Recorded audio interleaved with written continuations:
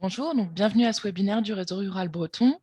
Le Réseau rural, c'est un outil qui est prévu par le FEADER, qui existe à l'échelle européenne et nationale ou régionale suivant les pays, et évidemment nationale et régionale en France. Dans le cadre du Réseau rural, on réunit les différents acteurs du monde rural, que ce soit des acteurs du développement social, des acteurs de l'environnement, des acteurs agricoles, des acteurs de la société civile, et on propose régulièrement des rencontres, des échanges sur un certain nombre de sujets d'actualité pour les acteurs ruraux. Dans ce cadre-là, on a aussi bien parlé de précarité en milieu rural que d'entretien des haies bocagères. Aujourd'hui, on est sur le 4e atelier d'un cycle sur la biodiversité. Alors, je vais faire un petit test. Est-ce que, avec l'outil main levée, ceux d'entre vous qui ont déjà participé à une rencontre du réseau rural peuvent lever la main? OK. Donc, comme vous n'êtes que 2 à avoir déjà participé... Ah si, 3. Ouais, un peu plus. Est-ce que vous avez déjà participé à une rencontre de ce cycle? OK. Alors, si les autres rencontres de ce cycle vous intéressent, elles sont disponibles sur notre chaîne YouTube. Il y a les éléments de capitalisation que vous pouvez retrouver sur les pages de la région Bretagne du site réseaurural.fr. En Bretagne, le réseau rural, il est animé par l'État et la région, avec l'appui de prestataires dont Manon André.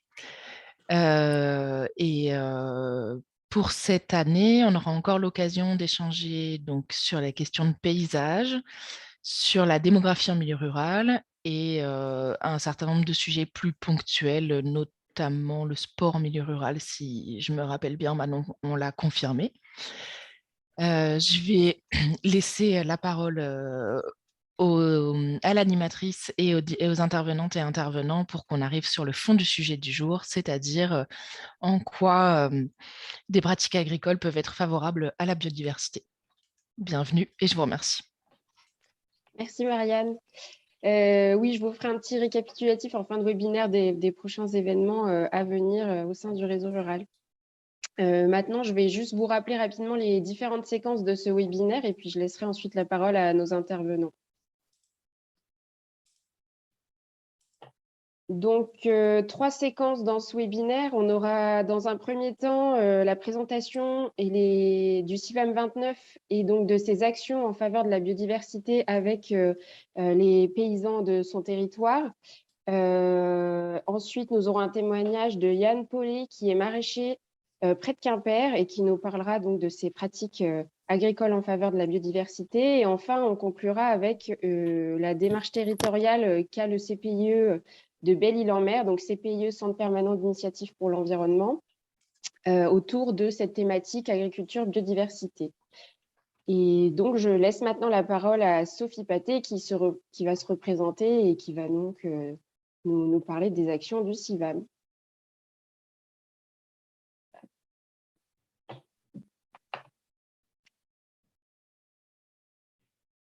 Sophie. Oui, c'est bon. Pardon. Bonjour à toutes et tous. Donc, je suis Sophie Paté, je suis animatrice coordinatrice au CIVAM du Finistère. Le CIVAM remercie le réseau rural breton de nous avoir sollicité sur cette thématique. Je vais prendre un premier temps, comme le disait Manon, pour présenter le CIVAM, ses actions, en quoi aussi la biodiversité fait partie intégrante du travail des paysans du CIVAM. Et enfin, je laisserai la parole à 3 paysans de notre association, par le biais d'une vidéo d'éleveurs Barbara et Léo, et donc de Yann, qui aussi témoignera de ses pratiques maraîchères en lien avec la biodiversité. Alors, je vais mettre le diaporama en marche. Alors, le CIVAM, je reprends le CIVAM, qui est Centre d'initiative pour valoriser l'agriculture et les milieux ruraux du Finistère, est une association de développement agricole et rural. On a fêté nos 20 ans en 2020. Il appartient à un réseau plus large, en fait, régional et national. Pour citer quelques CIVAM en Bretagne, on peut retrouver le CEDAPA dans les Côtes d'Armor ou la Marmite dans le Morbihan, ou le CIVAM installation transmission en Ille-et-Vilaine. On peut dire que nos approches dans les CIVAM et nos démarches sont les mêmes, hein, pas forcément nos thématiques de travail. C'est pour ça que ce qu'on va présenter, vous ne le retrouverez pas forcément dans les autres départements, mais c'est notre diversité qui fait notre richesse. Pour vous donner une idée plus précise de nos valeurs, je vais citer un de nos partenaires locaux, Radio Évasion, pour ne pas les nommer. Il nous présente ainsi: le CIVAM est un réseau de la paysannerie et de la ruralité dans le Finistère. Notre association rassemble celles et ceux qui produisent, mais à taille humaine, avec un souci de la qualité, du respect de la terre et des milieux naturels environnants. Des gens qui savent trouver des compromis, qui refusent de faire de l'agriculture une industrie. Les CIVAM travaillent de manière collective à la transition agroécologique et à rendre les campagnes vivantes et accueillantes. Nous agissons pour une agriculture plus économe et autonome, une alimentation relocalisée au cœur des territoires et des politiques agricoles pour l'accueil de nouvelles populations et pour la préservation des ressources.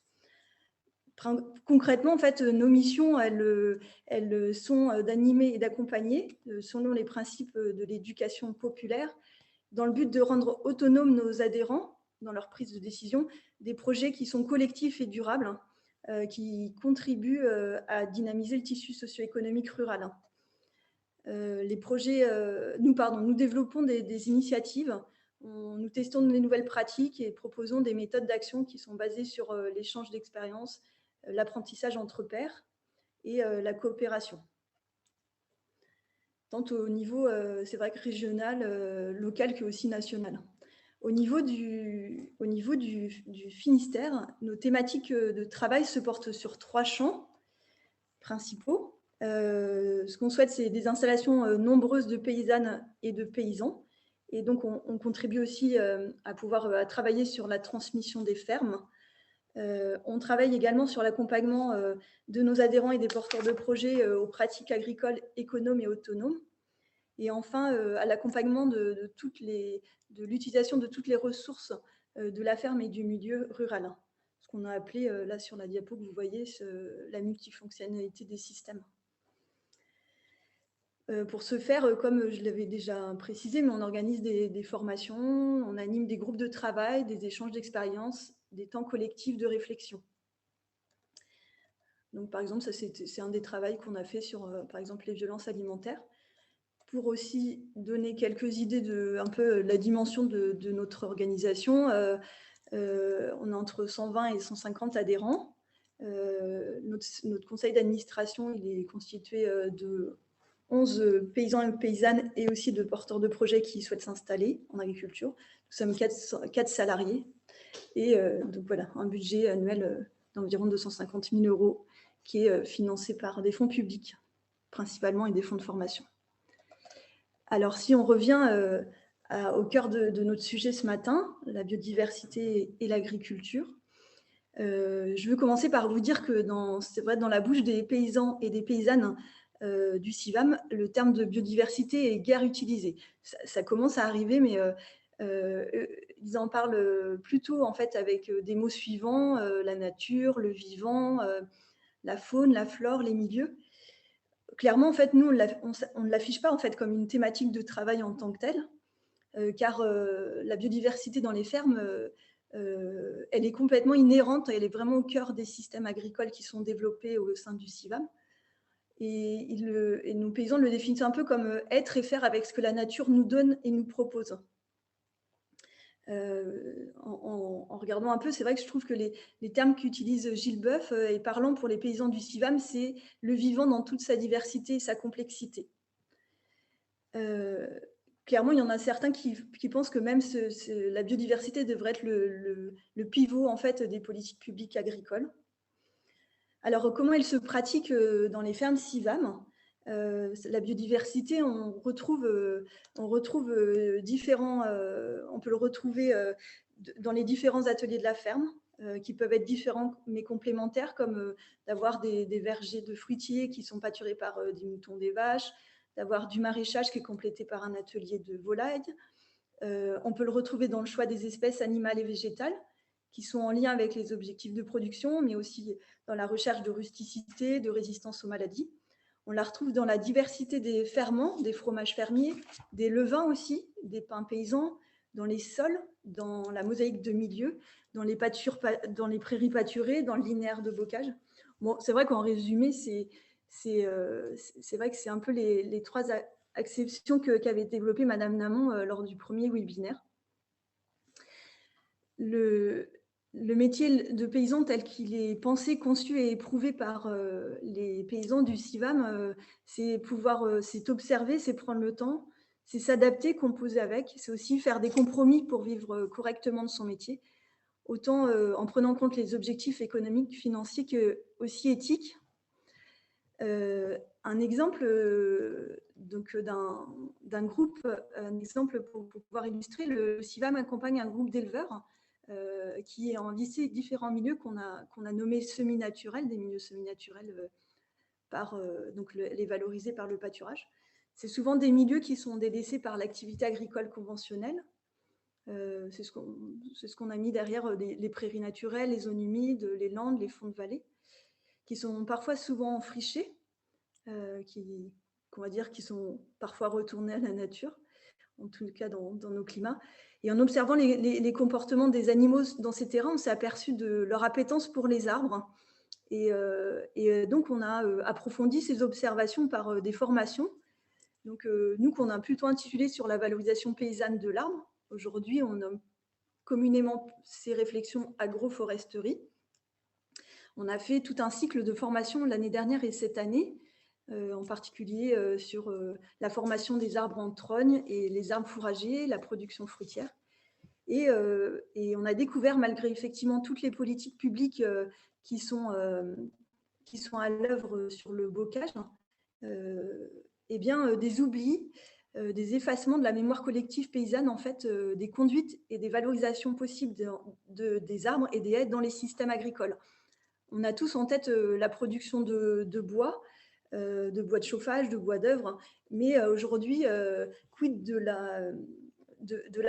la valorisation alimentaire pour les hommes à travers les fruits, pour les animaux à travers en complément de fourrage herbacé. En tout cas, voilà comment les fourrages ligneux peuvent complémenter le système fourrager actuel. Mais aussi, les questions qu'on a eues, c'est comment aussi créer des haies qui peuvent être brisevents pour la protection des serres, par exemple, sur les zones littorales. Comment aussi remettre en valeur la technique du plessage aussi pour la création de clôtures naturelles, etc. Évidemment, je ne vais pas vous dresser un tableau idyllique de la biodiversité dans les fermes. La prise en compte de la biodiversité sur les fermes, ça rencontre de nombreux obstacles. Je vous en cite quelques-uns. D'un point de vue des paysans, la prise en compte de la biodiversité dans les systèmes, ça nécessite de développer des compétences, d'avoir des connaissances multiples, savoir trouver les ressources adaptées, savoir aussi définir ses objectifs de production et d'exigence. Donc, forcément, il y a un besoin de techniques pour maîtriser les milieux, les différents éléments dont je vous ai parlé, sans se faire dépasser. Et d'où la nécessité, en fait, de pouvoir travailler en groupe, de pouvoir confronter les pratiques, les conduites entre pairs, mais aussi avec des gens plus experts, par exemple, par le biais de formation. On voit qu'aussi au niveau du voisinage, du grand public, des institutions parfois, laisser faire la nature. Par exemple, on a eu des retours sur, par exemple, laisser des ronciers pousser dans des prairies ou élever des animaux en plein air, c'est-à-dire sans les rentrer en bâtiment l'hiver ou que les mises bas aussi se situent en extérieur. Et ben, les paysans peuvent être taxés de maltraitance animale, de garder des espaces sales, en tout cas de ne pas les rendre propres. Et c'est vrai que ce niveau d'acceptation, ce regard sur les pratiques peuvent freiner, en décourager ou en tout cas un peu crisper. Évidemment, on peut aussi signaler comme obstacle la standardisation, l'aseptisation, l'industrialisation de l'agriculture sur les différents milieux. Et ça, effectivement, ça rend uniforme, ça fragilise et ça menace grandement notre patrimoine naturel. je vais désormais laisser la parole en fait à, aux paysans, parce que c'est plutôt eux qui effectivement vont pouvoir en parler plus précisément. Et je vais vous faire visionner une vidéo, un témoignage de Léo Parel et Barbara Georgis, qui sont éleveurs à Plouézoc. Alors, j'espère que du coup, ça va.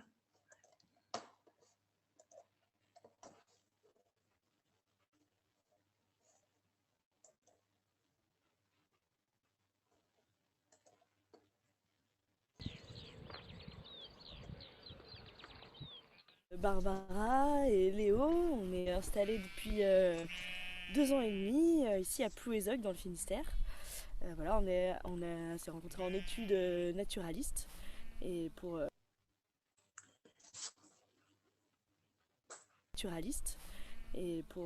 voilà, pour protéger, notre volonté première c'était de travailler dans la protection de l'environnement. Voilà, et en fait de fil en aiguille par notre consommation bio locale et nos envies de protéger l'environnement, on a associé en fait, on est arrivé à l'agriculture et on a voulu s'installer et devenir paysan. Voilà. Du coup, pour remonter le parcours un petit peu, on a fait des études en environnement, on est passé par la case emploi assez rapidement. Donc pour ma part, moi je travaillais en réserve naturelle, j'étais technicien de gestion. Et assez rapidement, en fait, par le biais des rencontres qu'on a fait et puis des expériences qu'on a eues, on s'est reconverti. Donc on est passé par la case woofing d'abord. On a fait 4 ans d'itinérance à peu près en France. D'abord des stages, ensuite du salariat agricole, et petit à petit on a fait un petit peu le tour des productions qui nous intéressaient pour finalement repasser par la case BPREA au bout de 5 ans. Et on a mis 2 ans à trouver la ferme à peu près et à s'installer, quoi. Voilà. Alors la ferme elle fait 46 hectares. On est sur le littoral, là, le siège d'exploitation il est à 400 mètres de la baie de Morlaix. On a 2 ateliers, donc on élève 200 brebis Landes de Bretagne, qui est une race locale de conservation. Et on fait du porc pénère également, donc on a 6 truies, et ce qui nous fait à peu près 80 porcs charcutiers à l'année. L'ensemble de la production est en bio et on écoule tout en vente directe, donc en vente à la ferme ou sur les marchés. Qu'est-ce qu'on pourrait dire de plus? On est autonome en alimentation pour les cochons, donc en fait on fait une 12aine d'hectares de culture céréalière, c'est tout en mélange céréales protéagineux.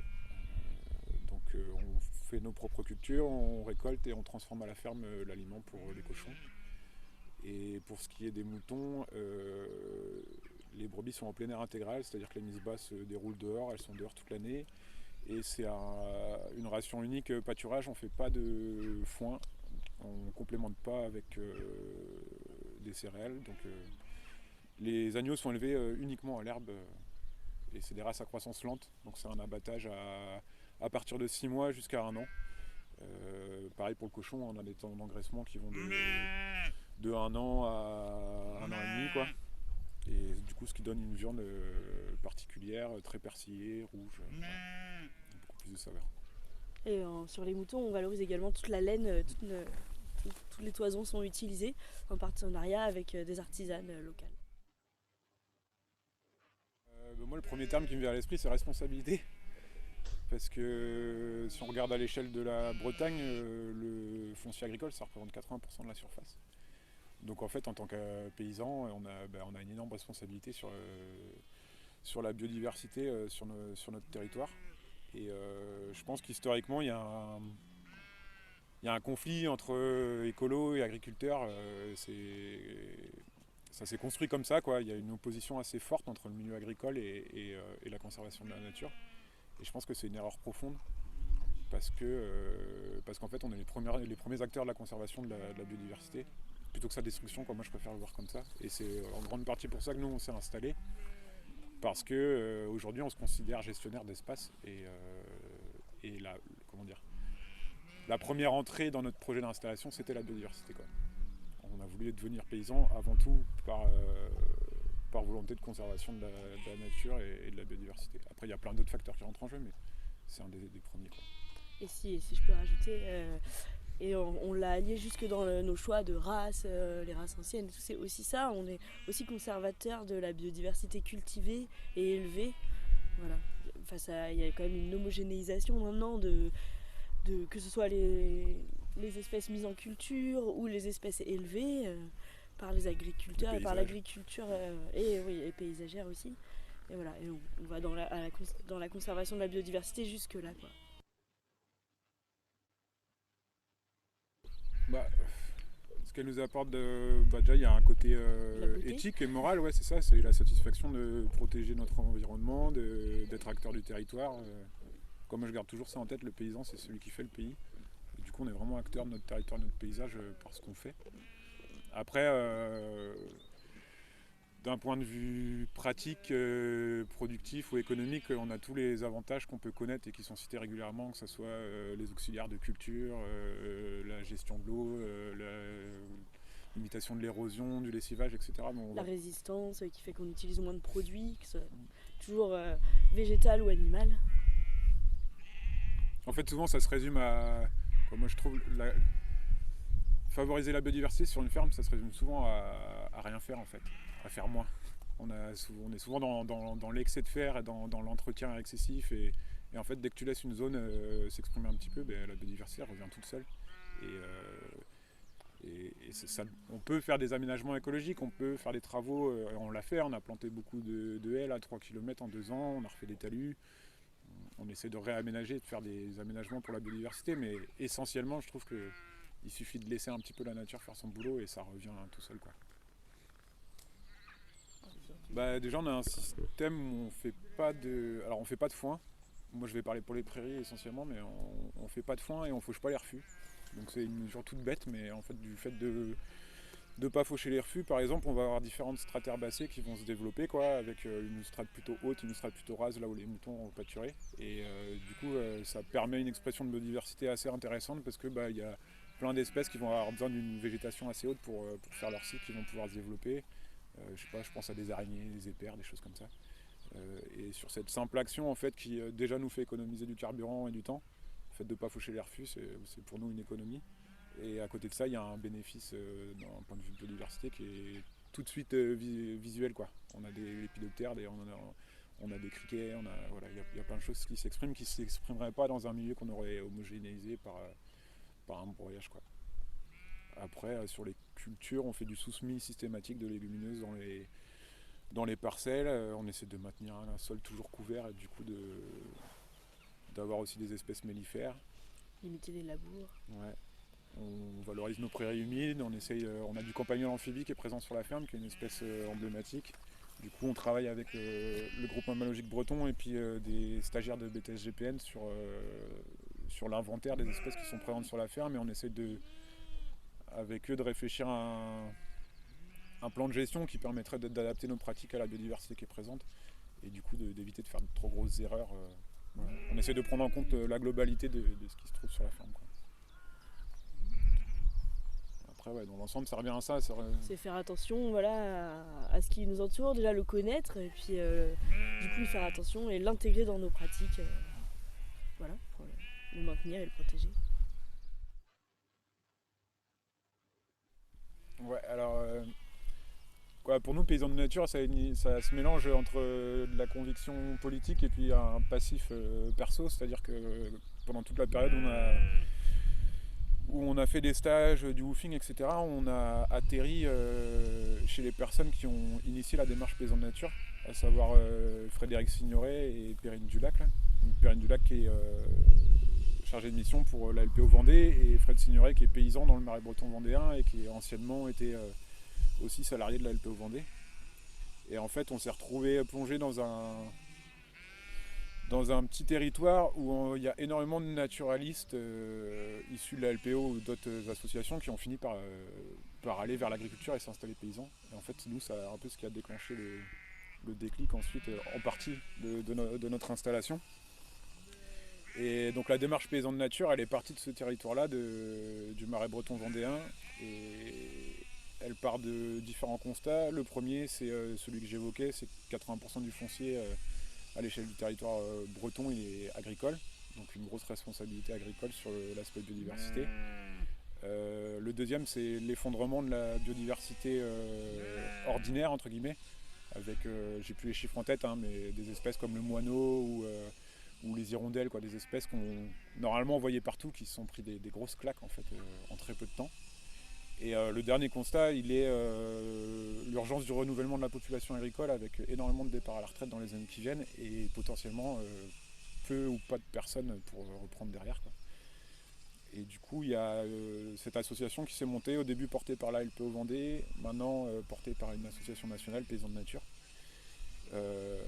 qui, comment dire, qui prône le fait que la meilleure façon de protéger la biodiversité et l'environnement, elle passe par le volet agricole, et du coup ça passe par une sensibilisation des acteurs agricoles, mais aussi par un changement de mentalité, notamment par le biais de l'installation, en essayant en fait d'aller toucher des publics qui sont habituellement liés au milieu naturaliste, en leur disant écoutez, si vous voulez protéger la biodiversité de manière efficace, plutôt que de travailler dans l'environnement, venez vous installer paysan, et c'est comme ça que petit à petit on va grappiller du territoire et réussir à protéger notre environnement direct.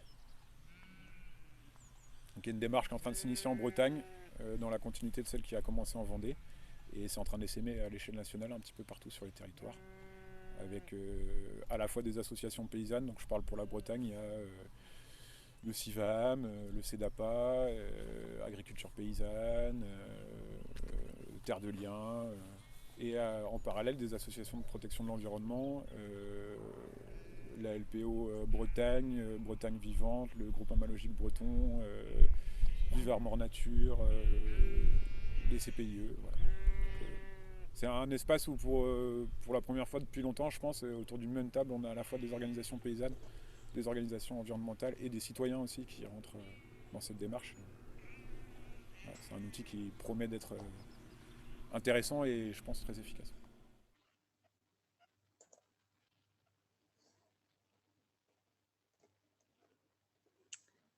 Voilà pour cette première phase. Je crois que s'il y a des questions. Oui, en effet, s'il y a des questions, n'hésitez pas, on vous laisse quelques secondes.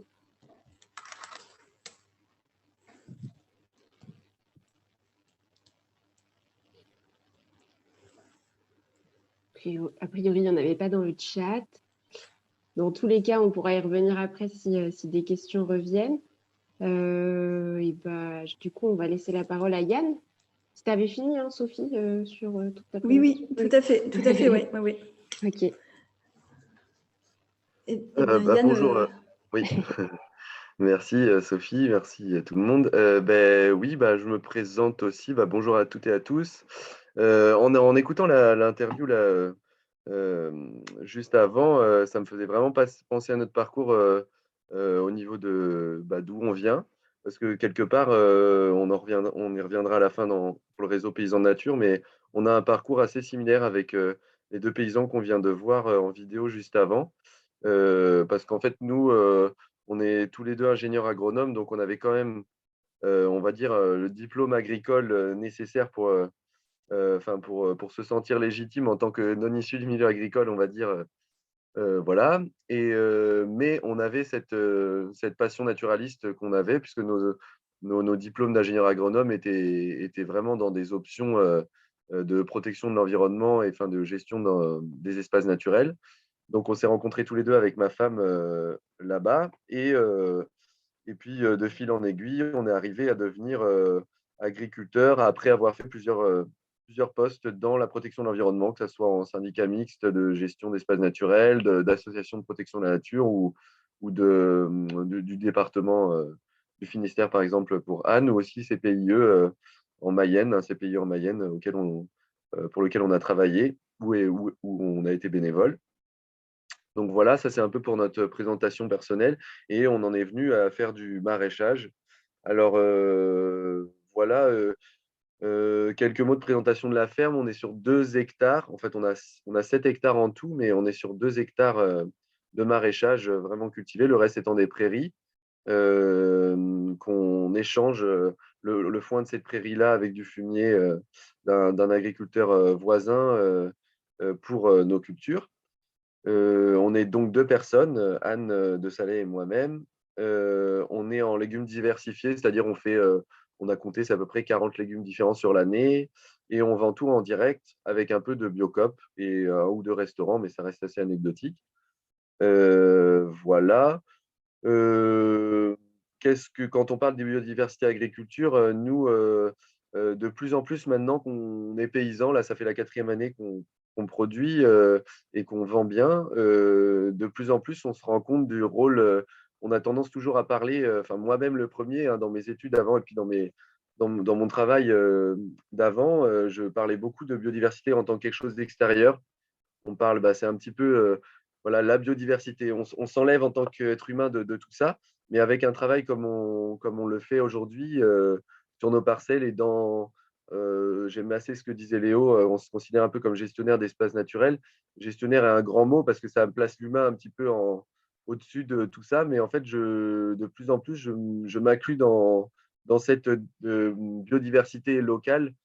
Quand je parle de biodiversité de la ferme, j'aime bien rajouter toujours, mais on est là aussi, on vit sur ces parcelles et tout comme un couple de bruyants zizi qui nichent sur la parcelle, ou nous, voilà, on fait partie de la vie qu'il y a sur cette parcelle-là. Et par nos pratiques et par un peu nos principes qui vont au-delà du bio, parce qu'on a le label bio, mais en fait, sur pas mal d'aspects, on est hors cahier des charges tellement enfin, on est plus vertueux, je pense, pour l'environnement. Ben, on se sent s'enraciner et vivre sur ces parcelles-là. Voilà, donc c'est ça que ça m'évoque un peu biodiversité, c'est attention de ne pas se retirer tout de suite de cette biodiversité et de se détacher de cette nature, quoi. Euh, Qu'est-ce que la biodiversité nous apporte, nous, au quotidien? Bah, c'est des changements de pratiques. Même en 4 ans, en fait, on a réfléchi, on se remet en question de façon assez permanente. Bon, sans mettre en péril non plus notre travail, mais on se pose des questions. Toujours mettre la focale, notre vie sur la parcelle, comment notre empreinte va être la moins forte possible, comment raisonner tout ce qu'on apporte, tous les intrants, entre guillemets, les outils, les toiles tissées, les voiles anti-insectes, tout ça. On raisonne de plus en plus ces pratiques-là pour se dire, ah oui, par exemple, le paillage plastique qui est très, très, très courant en maraîchage, en bio également. C'est pas du tout interdit de pailler avec du plastique jetable. Souvent, c'est biodégradable, entre guillemets, mais ça vient quand même d'amidon de maïs. Donc, il a bien fallu cultiver ce maïs sur une surface pour faire ces bâches-là. Bien, nous, on a refusé dès le début d'utiliser ces bâches-là parce qu'on sait que c'était un incroyable confort de bloquer tout le sol et de laisser juste nos petits trous pour planter nos légumes. On a voulu se dire, voilà, on utilise plutôt de la toile tissée. C'est un plastique tissé qu'on voit souvent dans les espaces verts, dans les villes et villages, qui est plus durable, c'est-à-dire qu'on peut l'utiliser, le réutiliser. Si on le traite bien, on peut l'utiliser plus de 10 ans. Donc ça, c'est un choix qu'on a fait personnellement. Voilà, c'est un exemple parmi d'autres. Donc c'est remise en question. C'est aussi une histoire de cadre de vie pour nous parce qu'on est naturaliste et on aime la nature et en fait, travailler dans ces espaces naturels et faire des inventaires en passant comme ça, de voir telle ou telle bestiole ou telle plante, ça nous fait plaisir aussi. Donc, c'est important pour notre cadre de vie aussi. Et dans notre système économique, je dirais que voilà, ça pose des questions. Le fait de se dire, je vais utiliser telle bâche qui est peut-être plus compliquée à mettre en place, ça va peut-être me faire perdre du temps, mais en même temps, je vais choisir des espèces rustiques. Voilà, il y a des choix comme ça qu'on raisonne sans cesse. Et un choix qui me semble important, c'est par exemple faire nos propres plants pareils. La plupart des maraîchers, quand on achète ses légumes bio en direct ou en Biocoop, la plupart des maraîchers font faire leurs plants par un tiers qui est souvent une grosse entreprise qui a des serres chauffées à hygrométrie constante, etc. Et donc, qui ne laisse pas le choix au maraîcher lui-même de choisir ses variétés, par exemple. Il y a des variétés assez imposées. Donc, nous, on a choisi de faire tous nos plans dès le début, sans vraiment savoir dans quoi on se lançait non plus, hein, parce qu'on était novices. Mais je pense qu'en y allant un petit peu comme ça, en étant un peu naïf, on a réussi à faire quelque chose de satisfaisant pour nous. Donc, les 3 quarts, même plus que ça, par 2 ou 3 légumes, on fait nos plants nous-mêmes.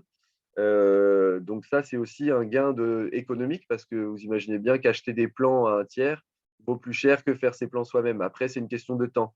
Ça prend plus de temps de faire ses plants. Il y a un moment où c'est très tendu dans l'année, où on doit surveiller nos semis, semer, planter, préparer le sol partout. Ça ajoute une activité, alors que quand on reçoit sa caisse de légumes prêts à planter, de plants prêts à planter, c'est plus facile. Donc nous, on a choisi, ça a une implication économique aussi, nos choix, quoi. Et l'application concrète, on a une grosse partie aménagement pour la biodiversité, donc ça nous permet de nous faire plaisir aussi, parce qu'on a fait creuser 3 mares sur la parcelle. On a mis des tas de cailloux un peu partout pour favoriser lézards et puis mustélidés, belettes, etc. On a mis des nichoirs, chauves-souris aussi récemment, et puis pour oiseaux, différents oiseaux qui peuvent nous servir à nous, hein. C'est pas pour le plaisir seulement, c'est parce que ça va nous servir. Les mares font venir des amphibiens qui mangent aussi certains gastéropodes, limaces, etc. Pareil pour les lézards. Et puis les oiseaux aussi qui peuvent manger des chenilles qui vont manger nos légumes. Donc il y a quand même une idée on se sert un petit peu du pouvoir de la vie autour de nous pour servir nos fins de production quand même. Voilà, on a décidé d'arrêter le débroussaillage mécanique des abords par l'achat de 2 boucs qui sont menés à la longe, quoi, enfin à la corde. Ils ont 4 ou 5 mètres de corde chacun et on les fait bouger toute l'année tout autour de la parcelle. Ça nous évite de débarrer un outil qui fait très mal aux oreilles, qui s'appelle la débroussailleuse, et qui embêterait pas mal le voisinage. Et en plus, ça mène à côté du digue. Quand c'est à côté de la route, les gens s'arrêtent, les enfants sont intéressés. Donc, il y a quelque chose d'intéressant de ce côté-là.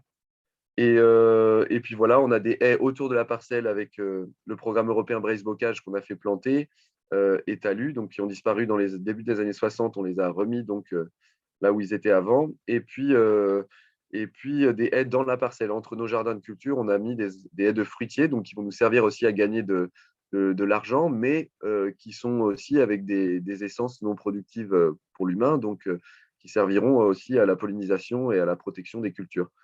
Voilà un peu, pas de travail du sol profond non plus. Donc voilà un peu tout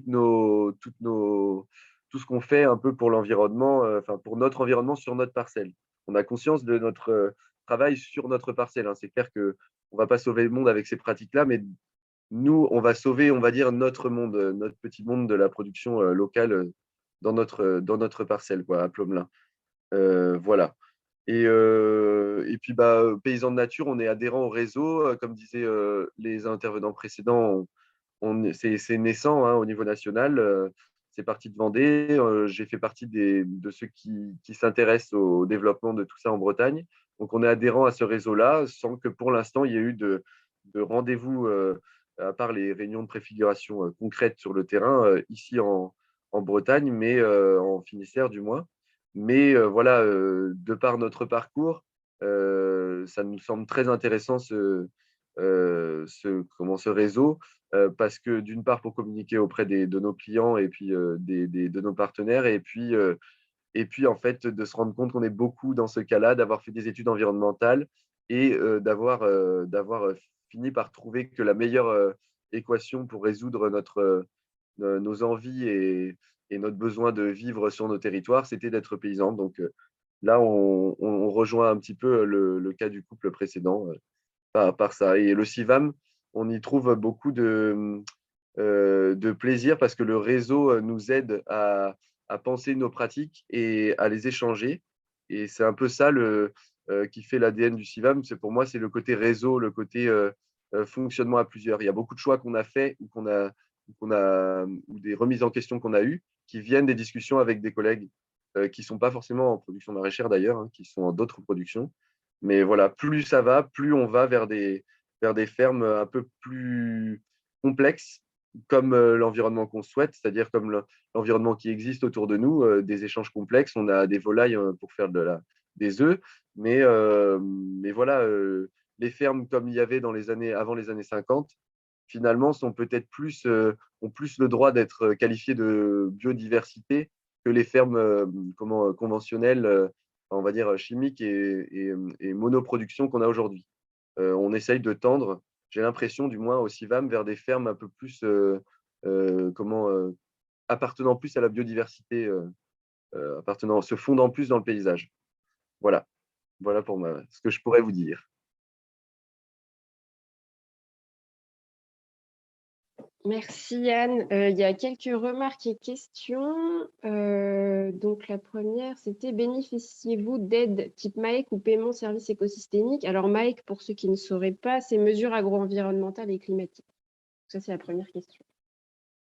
Je sais qu'on a des fonds, alors je ne sais pas pour Léo et sa compagne s'ils pourront répondre parce que c'est une vidéo, mais pour nous, en tout cas, on a pour les services environnementaux, on a un versement de la PAC, mais de toute manière, et puis parce qu'on est en bio, on a aussi l'aide bio, mais à part ça, on n'a pas forcément d'aide supplémentaire, sachant que ça représente 3 000 € par an, mais je pense que c'est majoritairement parce qu'on est en bio qu'on a cet argent-là. 3 000 € par an, voilà, sachant qu'on a un chiffre d'affaires à 45-50 000, on n'est pas dans une subvention qui prend beaucoup de place dans notre chiffre d'affaires. Donc, on n'est pas, à la fois, je dirais qu'on n'est pas rétribué pour le service enfin, le, le bien, comment on pourrait dire, pour le travail qu'on fait pour l'environnement local. On trouve qu'on n'est pas assez rétribué parce qu'on pense qu'il faudrait que ça soit plus reconnu, mais à la fois, on n'aime pas aussi trop l'idée d'être dépendant des aides pour faire notre travail. Donc, on est un peu dans un questionnement par rapport à ça. Mais je pense qu'effectivement, l'agriculture devrait être beaucoup plus liée, si la subvention en agriculture devrait être beaucoup plus liée à la biodiversité, car c'est ça qui nous a donné notre envie d'installer, c'est la gestion des espaces naturels, c'est quand même l'agriculteur qui en est le premier acteur au niveau du territoire, hein.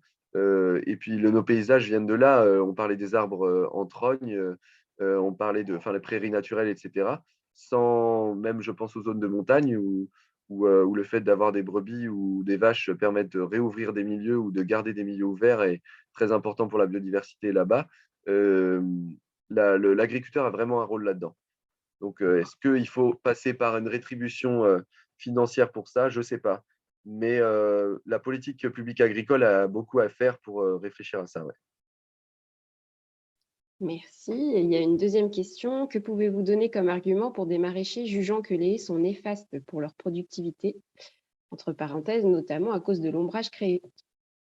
Très bonne question. J'avoue qu'on ne se la pose pas trop. En fait, nous, on a pensé la chose en se disant on laisse 4 mètres de chaque côté de notre haie, sachant que j'appelle haie un alignement d'arbres fruitiers. Et entre les arbres fruitiers, qui sont distants de 5 mètres, on a mis 1 ou 2 arbustes buissonnants.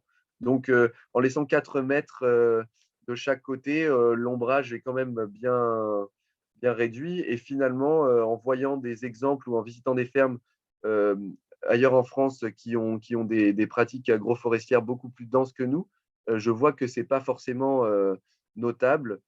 C'est une histoire d'équilibre. Si on a un sol très vivant, je pense que l'ombrage n'est pas forcément néfaste, surtout dans les moments où on a des sécheresses. Là, il se trouve qu'il n'a pas plu vraiment ici en Finistère Sud depuis mi-mars. Donc, comme en 76, ça avait commencé, je crois, fin mars, jusqu'en septembre, il n'avait pas plu. Je me dis que dans des fermes où il y a des haies, où il y a de l'ombre, au moins la rosée matinale et au moins un peu de fraîcheur est maintenue. Donc, je pense que la question va de moins en moins se poser, de se dire attention à l'ombre pour les légumes. Il va falloir dire plutôt attention au soleil pour les légumes. Je pense que c'est plutôt ça la question qui va être de plus en plus prégnante. Après, nous, on fonctionne un petit peu en essai-erreur. Et puis, la proximité de pommiers n'est pas énorme. Nous, en l'occurrence, c'est des pommiers et des pruniers. 4 mètres près des jardins de culture, pour nous, ce n'est pas notable la baisse de rendement. Et quand bien même il y en a une, on trouverait, on n'est pas, c'est pas quantifiable, on ne se rend pas compte à ce point-là qu'il y a une baisse de rendement. C'est peut-être le premier rang à la limite, mais bon, les apports écosystémiques sont supérieurs. Merci. Est-ce qu'il y a d'autres questions pour Yann? N'hésitez pas aussi à prendre la parole si vous le souhaitez. Ah, il y a Jacques. Oui. Oui, bonjour. Merci beaucoup Yann de ce témoignage. Moi, j'apprécie beaucoup l'image que tu donnes de cet enracinement dans vos parcelles.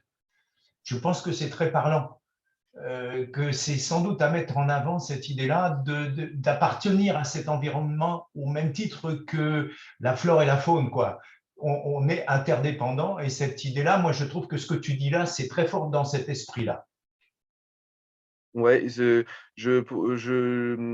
me parle beaucoup de plus en plus parce que je me dis que que si on voit par exemple la disparition, malgré nos efforts, ou au moins le fait qu'il n'y ait pas de retour de telle ou telle espèce parce qu'on vise ou telle espèce pour le retour sur une parcelle qui était auparavant en grande culture arrosée de produits et puis de lisier de porc, euh, la perte d'une biodiversité, le constat d'une érosion perpétuelle de la biodiversité, même dans des endroits qu'on fait tout pour être attirants. Moi, ce serait, pour nous deux, hein, Anne aussi, ce serait une perte aussi forte pour nous, hein, une tristesse aussi forte que de rater une culture. Clairement, notre boulot n'aura plus trop de sens si on le fait. Si on... Alors, je ne pense pas qu'on continuera à gagner de l'argent s'il y a certaines espèces qui disparaissent, parce que ça va jouer forcément. Mais je suis aussi content de voir la biodiversité revenir ou apparaître ou se développer que de réussir une culture. Et nous, et c'est en ça que j'ai l'impression qu'on s'enracine sur notre parcelle, quoi. On en fait partie, et tout problème ou tout constat de dégradation de notre environnement immédiat nous touche autant que ce qu'on peut voir autour de nous.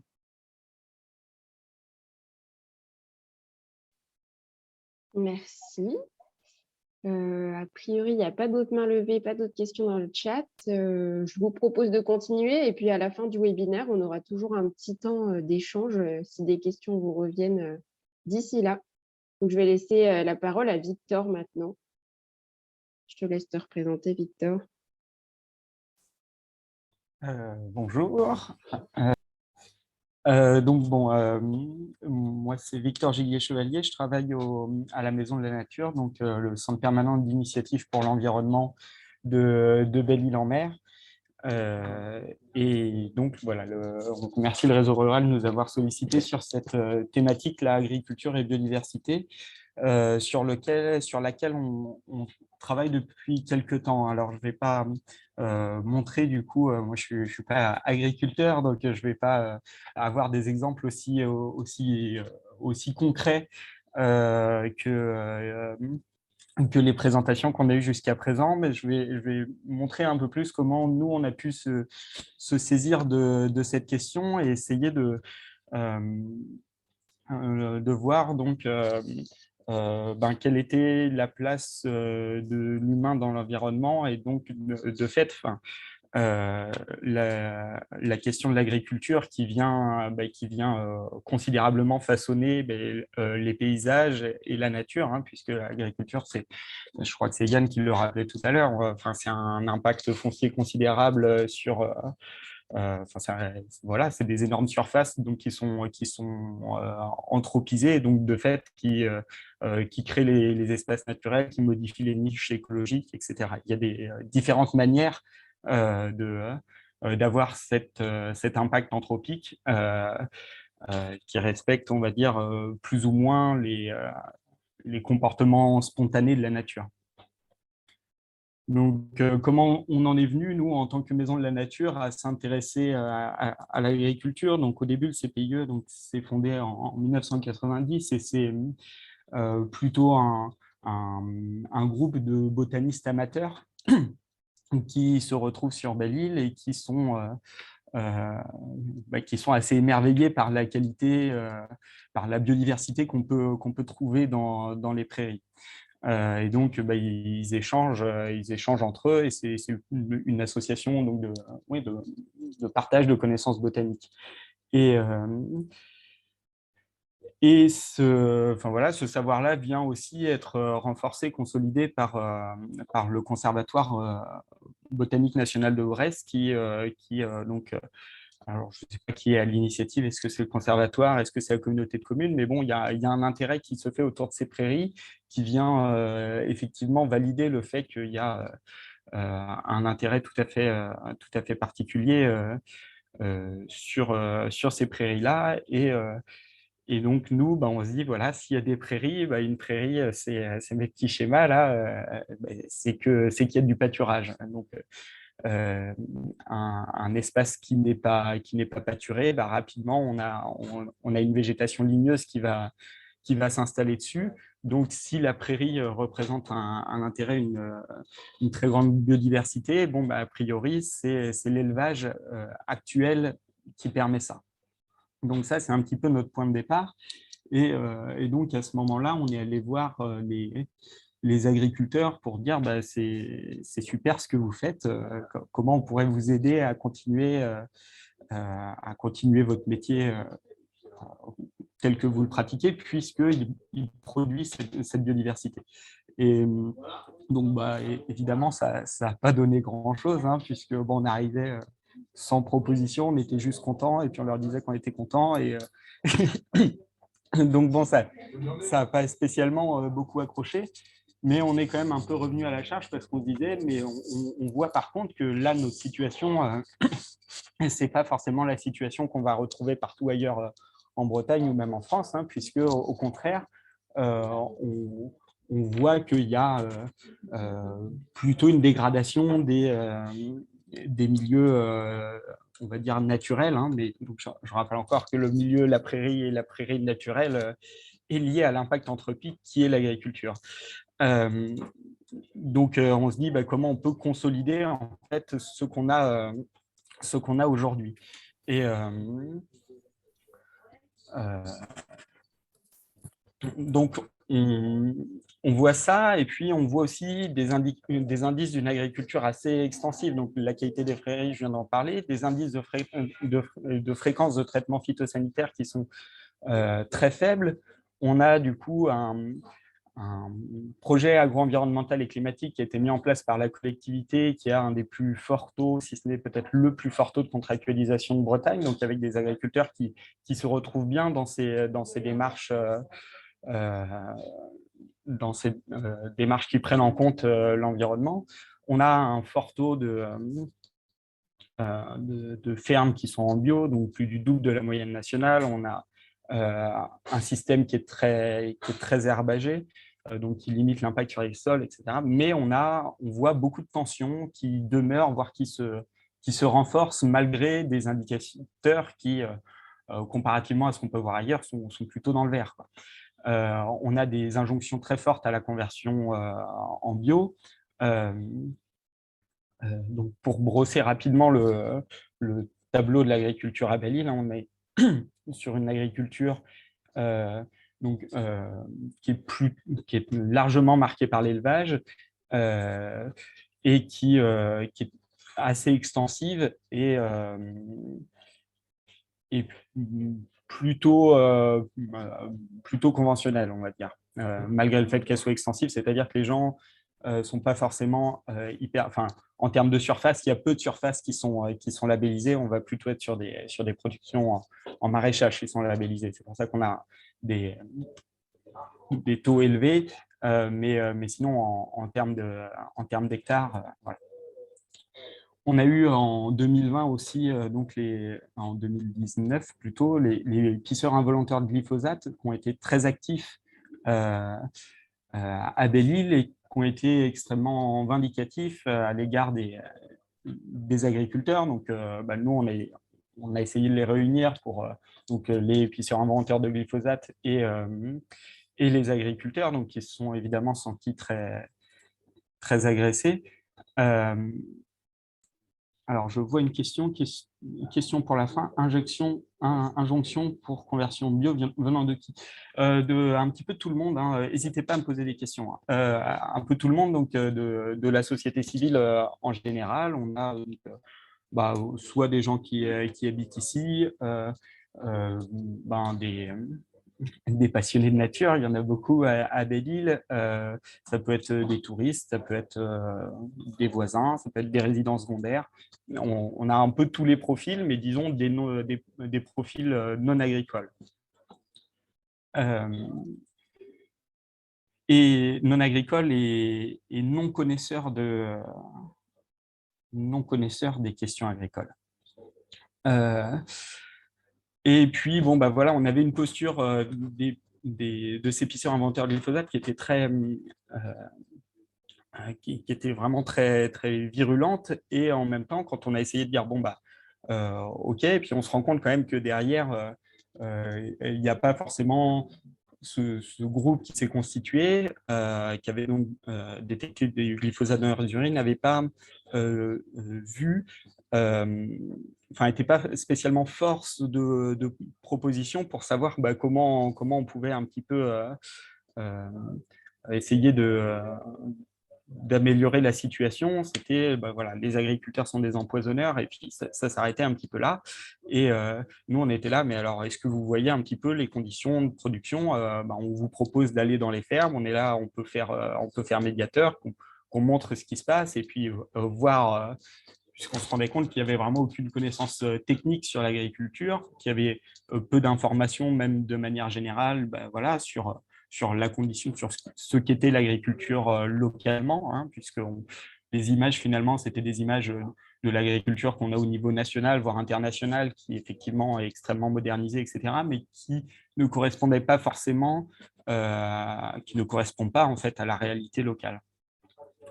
Et puis, on voit donc des situations qui se tendent avec aussi de l'autre côté des agriculteurs qui respectent un cahier des charges bio, voire au-delà du bio, et qui refusent par principe de se convertir et qui refusent du coup aussi les bénéfices des ventes qui vont avec le label, simplement parce qu'ils considèrent que c'est un ordre qu'on leur intime et pas eux qui font ce choix de leur propre chef.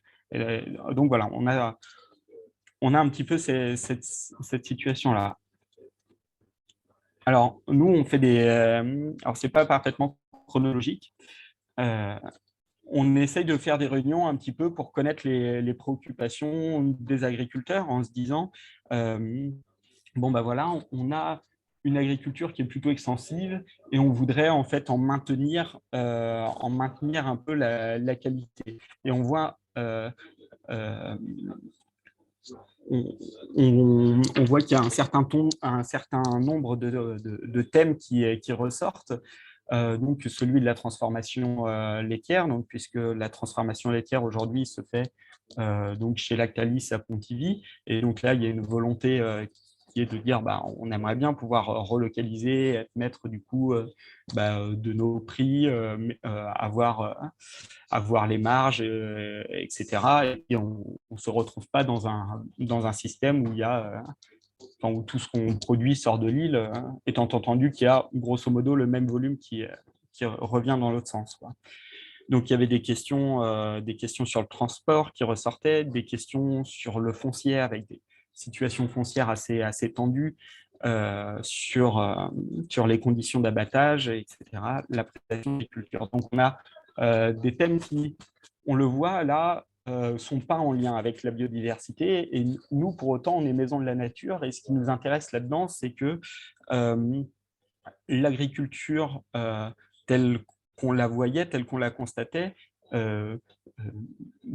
permettait véritablement la biodiversité. Et puis surtout, on se disait, mais on est sûrement sur un fil de crête et il faudrait sûrement pas grand-chose pour qu'on bascule dans ce qu'on voit partout ailleurs et que l'agriculture soit plus du tout dans disons, en bonne entente avec les milieux naturels. Alors du coup, on essaye des voies un petit peu détournées pour pas justement tomber dans l'injonction en disant il faudrait plutôt faire comme ci, il faudrait plutôt faire comme ça vis-à-vis des agriculteurs.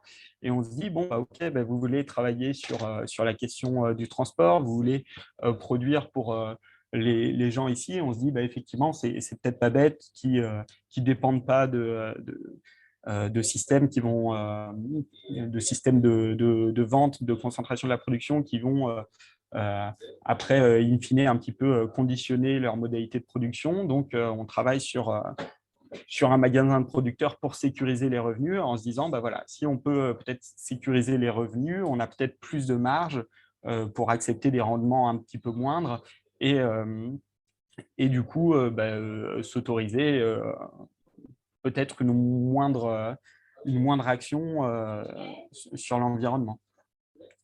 C'est la même logique sur le foncier. Là, tout à l'heure aussi, il y avait quelqu'un qui en parlait, qui disait, bah, voilà, on a une crise de l'installation qui est extrêmement forte, enfin de l'installation ou de la reprise. En tout cas, on a une crise de la démographie agricole qui est très forte. Et donc, nous, on sentait ça comme partout ailleurs, hein, enfin, partout en France, on voyait bien qu'on avait cette crise de la démographie agricole. Et donc, on s'est dit, bon, bah, il faut qu'on puisse travailler sur cette question foncière et notamment, on voyait voilà, une spéculation foncière, une rétention foncière qui était voilà, d'autant plus forte qu'on est en milieu touristique, avec du coup un enjeu sur le foncier qui pourrait passer constructible, etc. Et on avait du coup, dans un marché qui était absolument non régulé, des prix qui s'envolaient complètement. Donc, ça, c'était un aspect. Donc, le fait que le prix du foncier était plus accessible pour les agriculteurs. Hein. On se rend compte que si on achète une prairie, un hectare de prairie à 30 000 €, ça va être difficile de l'amortir simplement en y faisant du foin. Donc, on a ça. Et puis, on voit aussi que cette tension foncière conduit à un recul un petit peu de l'activité agricole au profit de la friche. Et donc là, je reviens sur les prairies avec beaucoup de biodiversité dedans. La friche conduisait à un appauvrissement de la biodiversité prairiale. Alors, il y avait d'autres types de biodiversité dans certaines friches spécifiques qui apparaissaient, par exemple des lichens ou des insectes qu'on ne trouve pas en milieu complètement ouvert.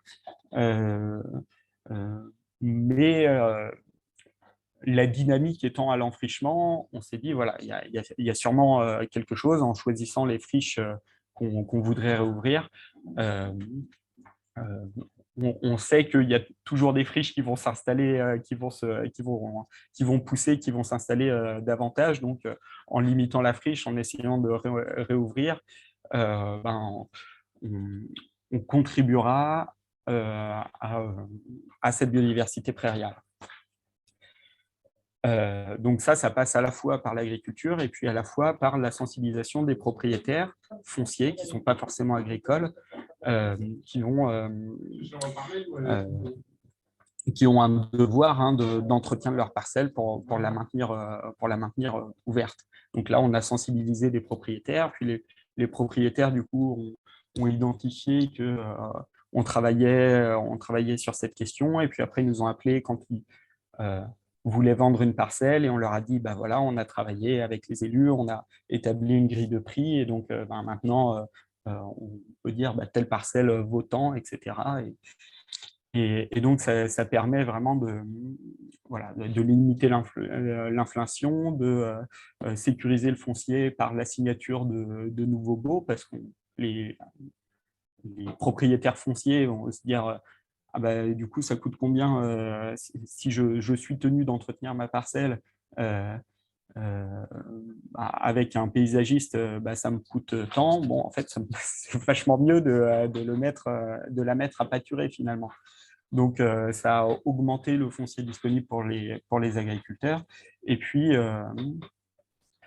voilà, donc j'ai dit spéculation et puis entretien des parcelles. Voilà. Et oui, et sécurisation du coup du foncier agricole, parce que en fait, il y avait beaucoup de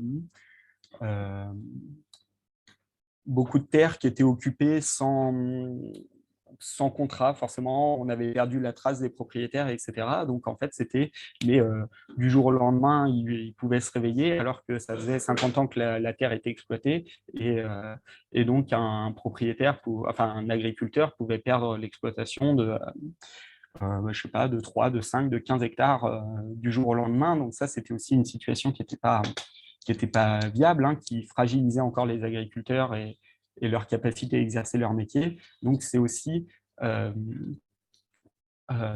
des moyens qu'on a mis en place pour éviter d'aggraver la situation des agriculteurs. Et puis, un autre thème encore, c'était la transformation laitière, donc là qui était abordé. Donc, c'était redonner la souveraineté aux agriculteurs sur leur système de production, donc notamment sur le fourrage, le protéagineux ou c'était sur le prix, et puis après, c'était sur aussi, si on est obligé de vendre, d'atteindre notre référence laitière, il faut qu'on ait tel rendement, et donc il faut que notre ration elle soit composée comme ci, comme ça.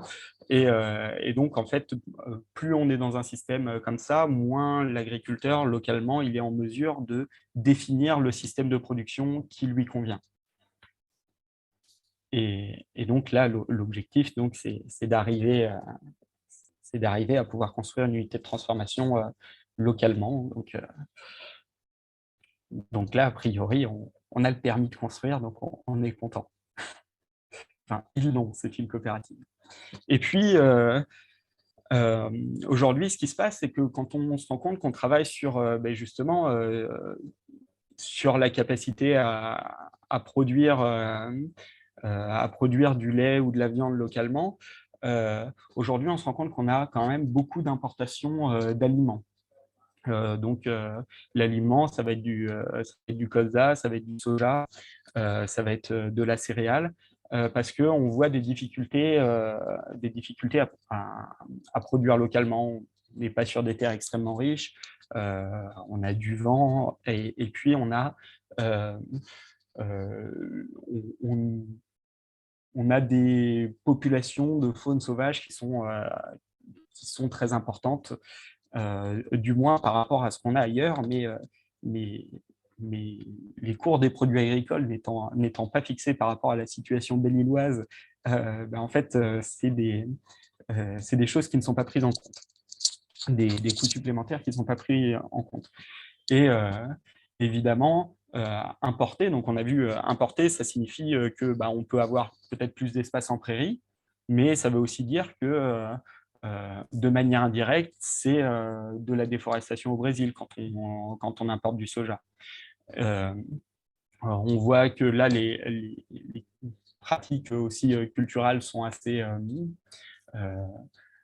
vertueuses. Bon, voilà, si on va acheter, si on va acheter du blé qu'on fait dans la Beauce, voilà, pour nourrir des poules, par exemple, et là, c'est pareil, on n'est peut-être pas gagnant d'un point de vue environnemental, sans même compter le transport.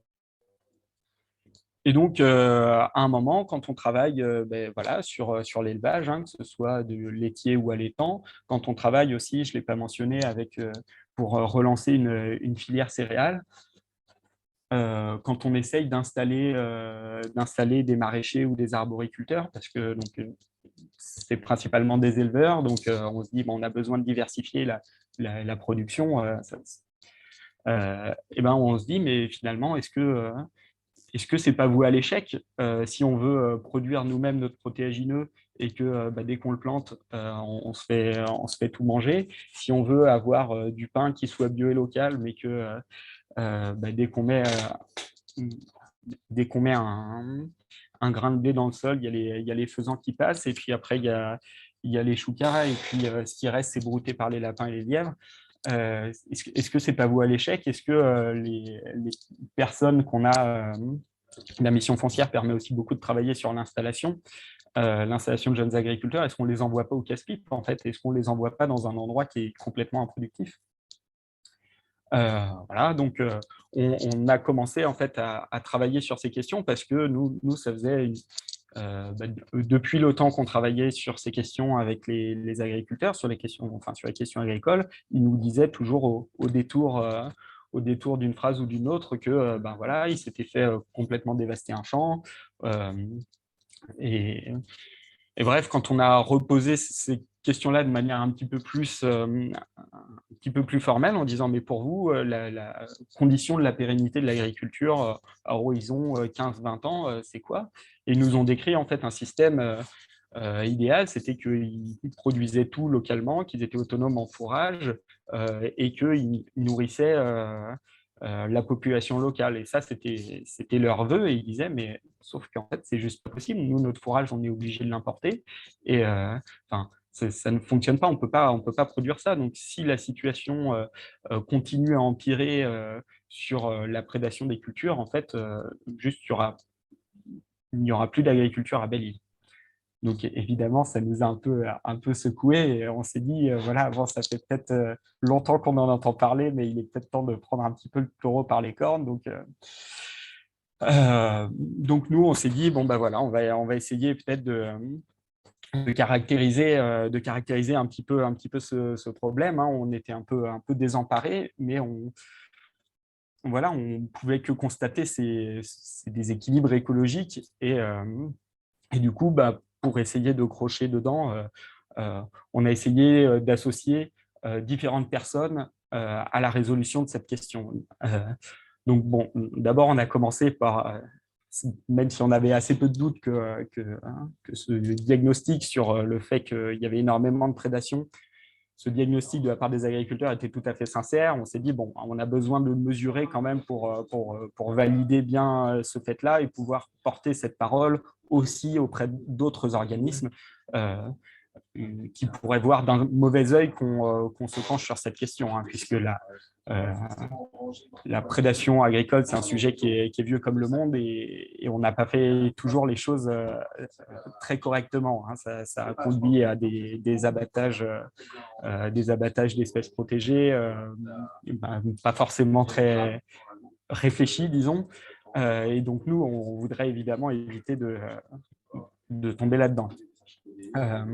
Donc, on a travaillé dès le début avec des associations naturalistes, avec Chambre d'agriculture, avec la LPO Bretagne Vivante. On a aussi travaillé avec les chasseurs, les services de l'État, l'Office français de la biodiversité, pour regarder un petit peu comment on pouvait mettre en place des protocoles de mesure qui soient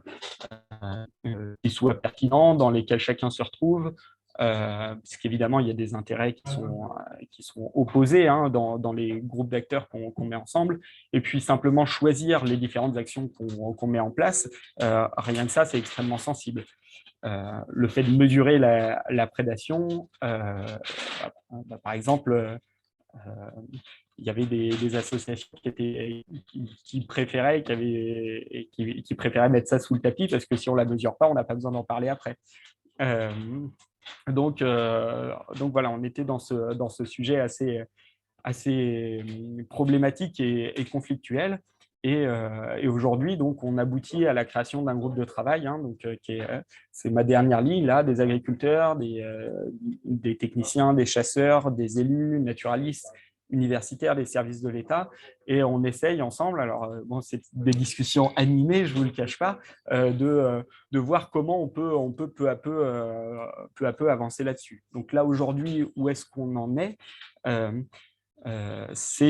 je dis, comment on peut avancer là-dessus, c'est-à-dire qu'on se rend bien compte, c'était une remarque qui était faite tout à l'heure, que en fait, la faune qu'il y a, elle est indissociable de l'activité humaine qu'on a, et pas seulement agricole. C'est-à-dire que, par exemple, les populations de goélands, aujourd'hui, elles sont en chute libre, les populations de goélands argentés, même si quand on va à Belle-Île, on a du mal à croire ça, parce qu'il y en a plein, partout.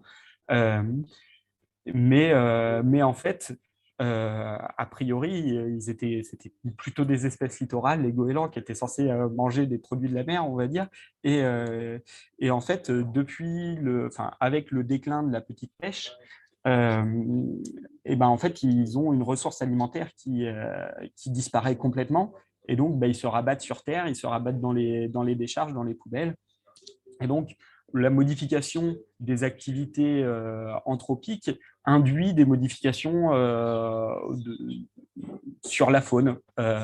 Donc, bon, là, voilà, j'ai pris l'exemple des goélands, mais il pourrait y en avoir plein. Hein, on pourrait parler du rat, on pourrait parler de tout un tas de choses. Et donc,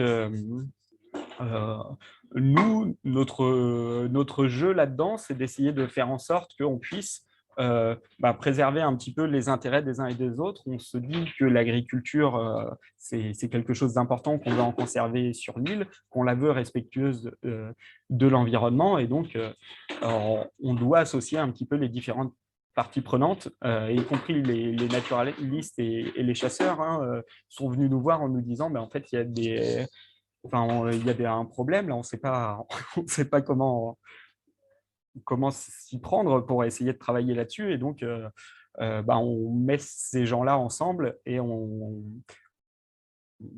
travaille à améliorer la connaissance dans le but de pouvoir mettre en place des mesures. Certaines seront d'ordre agronomique et d'autres absolument pas. D'autres vont concerner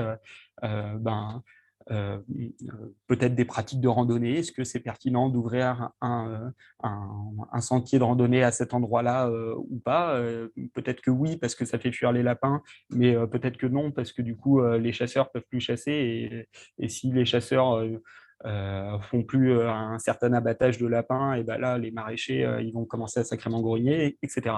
Donc, on essaye de pouvoir trouver des équilibres à travers tout ça.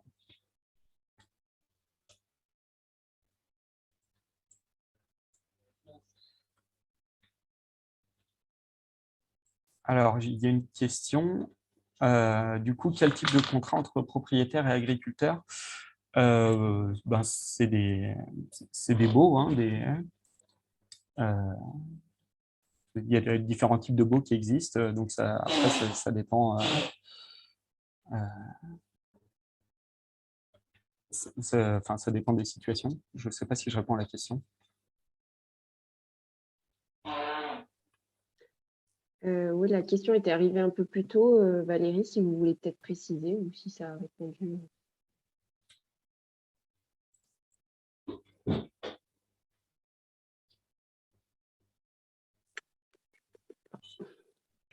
Je vais répondre à la question.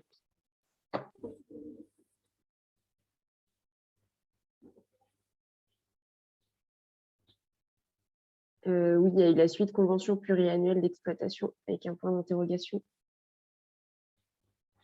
Pour toi, Victor, du coup. Alors, je suis désolé, là, je vais être sec. J'imagine que ma collègue qui travaille sur le foncier pourrait vous répondre. C'est des baux, donc pluriel. Enfin, il y a des. Il me semble que le bail rural, c'est 9 ans. Je crois qu'il y a des baux, il y a des commodas, donc c'est des prêts à usage gratuit sur une année. Je pense qu'on a un peu une gamme assez large mais là, ce dispositif-là, précisément, je ne le connais pas. Et puis, il y a une autre question après. Ouais. Donc, Yann qui disait très inspirant ce que vous avez entamé sur votre territoire. Et la question, par quel bout avez-vous commencé? Quel acteur, institution avez-vous contacté en premier? Alors, sur la faune, du coup? Je laisse Yann préciser. Oui, bonjour. C'était plutôt comment vous avez, parce que j'ai cru comprendre que c'était via les agriculteurs que vous avez commencé à avoir un contact via des naturalistes, mais côté mairie ou côté institution ou représentation de locaux, comment vous y êtes pris? Parce que vous avez ramené les différentes personnes ensemble pour qu'ils parlent, ou est-ce que comment vous y êtes pris? Ouais. Alors, on a commencé. Donc, ce sujet, on en avait connaissance depuis quelques temps, mais voilà, on savait effectivement pas par quel bout le prendre. Et donc, ce qu'on a fait, c'est que on a simultanément pris la décision, en fait, quand on a vraiment été sollicité de manière un peu plus formelle par les agriculteurs sur ce sujet, de mesurer la pression au champ et d'aller voir à la fois tous les agriculteurs pour savoir un petit peu sur quel type de culture ils rencontraient des problèmes, quelles espèces, à quelle saison, etc. Et dans la foulée, en fait, quand on commençait à voir ces résultats qui se mettaient en place, on est allé voir, on est allé taper à la porte de tout le monde, en fait. Hein. On ne savait pas, comme il n'y avait pas spécialement d'instance référente sur le sujet, on a appelé tout le monde en expliquant un petit peu le travail qu'on faisait et du coup pour un échange ouvert avec la personne. Et, et, euh, et donc, on est allé voir un peu tous ceux que j'ai cités, finalement, qui ont répondu présent tout de suite, quoi. Je ne sais pas si ça répond à la question. Je vois la main qui se relève. Oui, oui, ça répond à la question. Après, moi, ce qui me fascine, c'est que vous avez réussi à faire ce qui, selon moi, manque un peu partout. Et alors, c'est peut-être inhérent au fait que ça soit un espace clos par la mer, enfin, je veux dire, assez circonscrit et qu'il y a peut-être un nombre d'acteurs plus limité qu'ailleurs. Mais le fait de faire discuter des gens, on parlait des attentes, là, des injonctions à conversion en bio, moi, ça me fait pas mal réagir parce que je comprends que, comme tu l'avais souligné, il y avait plein de gens. Vous avez réussi à faire parler en fait producteurs et habitants ou usagers, etc. Et c'est ça qui, moi, à mon sens, pose beaucoup de questions aujourd'hui dans l'agriculture et les attentes de la société. C'est la dichotomie qu'il y a, le fossé qui s'est creusé entre gens travaillant de la terre, vivant de la terre, et ceux vivant à côté et qui n'ont plus de lien avec cette terre-là. Donc, je ne sais pas si vous avez je pense que ce serait un peu nul de dire que c'est juste le hasard parce que vous êtes sur une île, etc. Donc, je pense qu'il y a du talent derrière, il y a l'opportunité que vous avez saisie, mais je pense que ce genre d'action-là, de faire juste se rencontrer producteurs et usagers et vivants sur le territoire, c'est déjà un énorme tour de force, sachant que le bio, nous, on est en bio, mais moi, j'aime pas le souligner, non à titre personnel, parce que pour moi, comment j'aimerais juste qu'on soit considéré comme agriculteur. On produit des légumes sur un territoire. Après, le label bio nous sert aussi au niveau clientèle. Mais comme on va bien au-delà de ce label, ça me rappelle un peu la situation que tu décrivais, certains agriculteurs. On n'a pas, pour moi, le bio en termes d'objectif n'est pas une fin en soi parce que ceux qui mettent des produits aussi, quand on a pour survivre besoin de beaucoup d'hectares pour réussir à faire tourner sa ferme, avec les prix des intrants, etc. On ne peut résolument pas leur demander d'arrêter les produits. C'est inhérent au fonctionnement d'une ferme, comme avec plusieurs hectares, enfin des centaines, enfin des dizaines d'hectares en blé ou en grande culture, sans produits, c'est très compliqué, voire impossible. Certains y arrivent avec des machines en CUMA, etc., pour du désherbage mécanique, mais là où je trouve où c'est intéressant, c'est d'avoir réussi à montrer pointer du doigt, laisser parler les agriculteurs face à la société civile au sens large, et qu'en même temps, il y ait ce dialogue. Mais cette tension-là que vous avez vue dans ces dialogues-là, entre injonction à convertir en bio et de l'autre côté, crispation en disant bah non, on ne va pas faire ce que vous dites parce que ce n'est pas comme ça qu'on voit notre métier, je trouve ça très bien. Et j'espère qu'avec votre groupe de travail, je ne sais pas si vous avez produit quelque chose, mais qui pourrait servir à nous, dans d'autres territoires, de montrer, voyez ce qu'ils ont fait à Belle-Île, ça peut être intéressant d'organiser pareille chose, quoi. Alors, merci, du coup, c'est c'est gentil. Euh, Moi, je suis arrivé sur la fin, donc j'ai pas tout le mérite du travail qui a été fait avant. Euh, je crois que c'est Sophie tout à l'heure qui rappelait que les CIVAM étaient une association d'éducation populaire et donc le CPIE aussi. Et je pense que c'est ça hein, à la base qui nous donne une légitimité pour parler d'environnement. Et enfin, disons aux yeux du grand public. Et donc, c'est comme ça, on a par tout un tas d'actions, que ce soit dans les écoles, que ce soit des sorties qu'on propose, voilà, des moments d'échange avec le public qui font qu'on peut aller relater cette complexité des choses. Maintenant, il est évident qu'on ne peut pas convaincre tout le monde, et notamment sur un territoire où les populations ne sont pas spécialement stables, hein, parce qu'on a énormément d'afflux touristiques. Donc, en fait, si on convainc un touriste, c'est une goutte d'eau dans l'océan, quoi, hein, puisque 3 jours après, il est reparti et qu'il est remplacé aussitôt.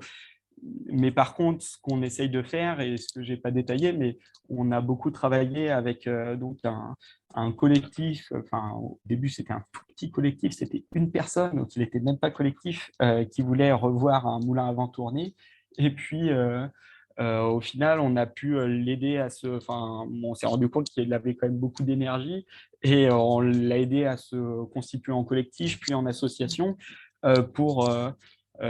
finalement, le projet était un petit peu étoffé en disant c'est pas juste un moulin qu'on veut, c'est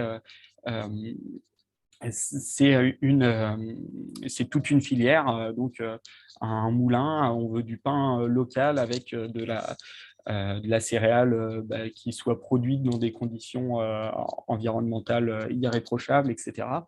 Et donc, on les a beaucoup aidés au début. Donc là, maintenant, commence à être de plus en plus, cette association commence à être de plus en plus autonome, mais à aller vers les agriculteurs, à savoir un petit peu quelles étaient leur production actuelle, quelles étaient leurs disponibilités pour faire des nouvelles cultures qu'ils ne faisaient pas forcément, quels itinéraires techniques ils avaient. Et donc là, on a eu un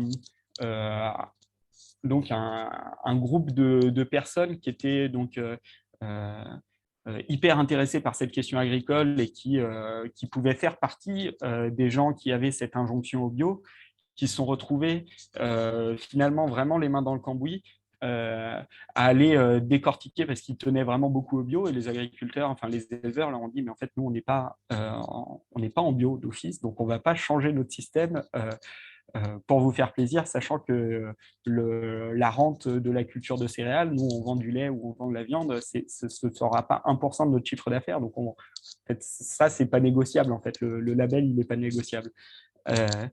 Et puis moi je disais à l'association, mais regardez un petit peu, hein, comparer le cahier des charges bio de ce qu'eux ils font, et puis à mon avis ça ne va pas vous rebuter. Et donc là on a des gens qui qui étaient des personnes qui avaient travaillé absolument pas dans l'agriculture, tout au long de leur vie, qui se sont mis à vraiment descendre dans le dur, vraiment dans les conditions de production, dans les itinéraires techniques, dans les choix qu'il y a derrière un système de production, et puis du coup on a pu établir un cahier des charges qui satisfasse à la fois les agriculteurs qui voulaient pas passer en bio, et les membres de l'association qui étaient extrêmement exigeants sur les conditions de production, parce qu'en fait on est vraiment rentré dans dans la technique, vraiment dans les conditions de la production. Et donc c'est un petit détour pour dire on ne peut pas sensibiliser tout le monde, mais on essaye de faire en sorte qu'il y ait des personnes relais qui comprennent bien les enjeux. Et donc, de fait, on démultiplie. Donc, je pense qu'il y a des gens qui s'intéressent de très loin à ces questions, qui se disent oui, mais à Belle-Île, je crois qu'il y a le CPIE qui fait des trucs intéressants sur la question, donc on est identifié comme référent, et donc notre parole, elle a de la valeur. Et puis maintenant, il y a cette deuxième association là sur la filière farine qui prend aussi ce rôle-là, et qui est capable de porter un discours très fin aujourd'hui sur cette question du bio, qui a fait l'acquisition en lieu et place des agriculteurs, en disant l'association avait un discours comme quoi c'est possible de faire différemment sur la culture de céréales alors qu'il n'y avait aucun agriculteur. Ils disent, et on a réfléchi ensemble, et finalement ça aboutit à si vous dites que c'est possible, montrez-le. Et donc ils se sont avec des pour des agriculteurs volontaires, ils ont acheté du matériel de désherbage mécanique qu'ils mettent à disposition. Ils ont aussi acheté prestations de conseils techniques pour justement pour ces agriculteurs qui ont dit voilà, nous on veut bien cultiver de la céréale, mais tel que vous le dites, nous on ne sait pas faire.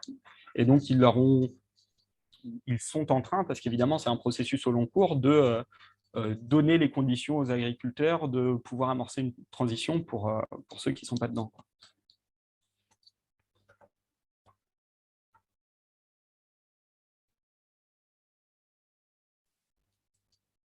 Merci Victor. Est-ce qu'il y a d'autres questions?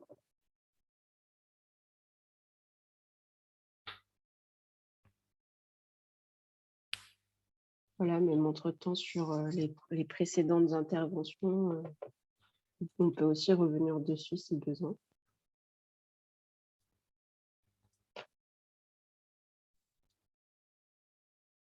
Et oui, du coup, au fait, Yann, j'ai des documents. Si tu veux qu'on se recontacte, on peut faire.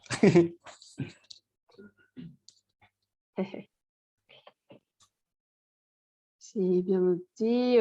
Dans tous les cas, les présentations vous seront transmises à la suite de ce webinaire en même temps que le lien vers le replay.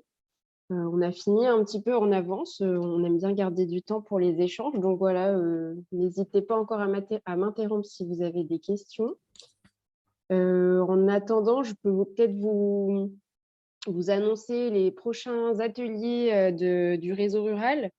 Donc, peut-être par les thématiques qui vous concerneront moins, mais qui pourront peut-être intéresser certains collègues de vos structures. Donc, la semaine prochaine, on a une visite de librairie coopérative et indépendante sur Augan, donc dans le Morbihan, le 12 mai, donc jeudi. On aura également tout un cycle sur le paysage qui va commencer avec un premier atelier le 3 juin qui se déroulera en Ille-et-Vilaine à Ménilroch. Donc voilà, l'objectif, ce sera un peu d'introduire ce qu'il se passe au niveau des paysages en Bretagne, d'avoir une idée de ce à quoi ressemblent les paysages ruraux. Et puis un premier retour d'expérience d'outils sur les paysages. On aura un deuxième atelier sur vraiment un retour qui sera consacré en webinaire qu'à des retours d'expérience d'outils. Et un dernier atelier le 28 juin sur faire vivre nos paysages, donc avec différents ateliers autour des paysages et de leur animation, et puis ainsi que la présentation de la boîte à outils chemin. Et on finira avec l'après-midi une visite d'un site où il y a eu un effacement d'étangs. Donc voilà, là, les communications officielles vont être envoyées très prochainement et vous pourrez donc vous inscrire si ces thématiques vous intéressent. J'essaie de suivre en même temps le chat. Je vois qu'il n'y a pas d'autres questions. Voilà, dernière chance, sinon on va pouvoir conclure ce webinaire.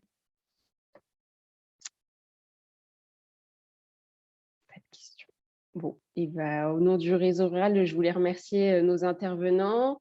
Yann, je suppose que c'est une des périodes chargées en ce moment avec les SMI, donc merci beaucoup d'avoir pris 2 heures pour ce webinaire. Et puis merci aussi à Victor et Sophie d'avoir dégagé du temps, d'avoir réalisé aussi le petit clip avec les 2 autres paysans qui n'ont pas pu être présents. Je vous laisse, s'il vous reste 2 petites minutes pour ceux qui ne se sont pas encore déconnectés, un petit questionnaire de satisfaction qui prend vraiment 2 minutes pour avoir un retour et des avis sur l'expérience de ce webinaire. C'est assez précieux pour nous, donc voilà, merci si vous pouvez y répondre. Et puis, on vous communique l'ensemble des documents dans les jours à venir en lien avec ce webinaire. Merci encore.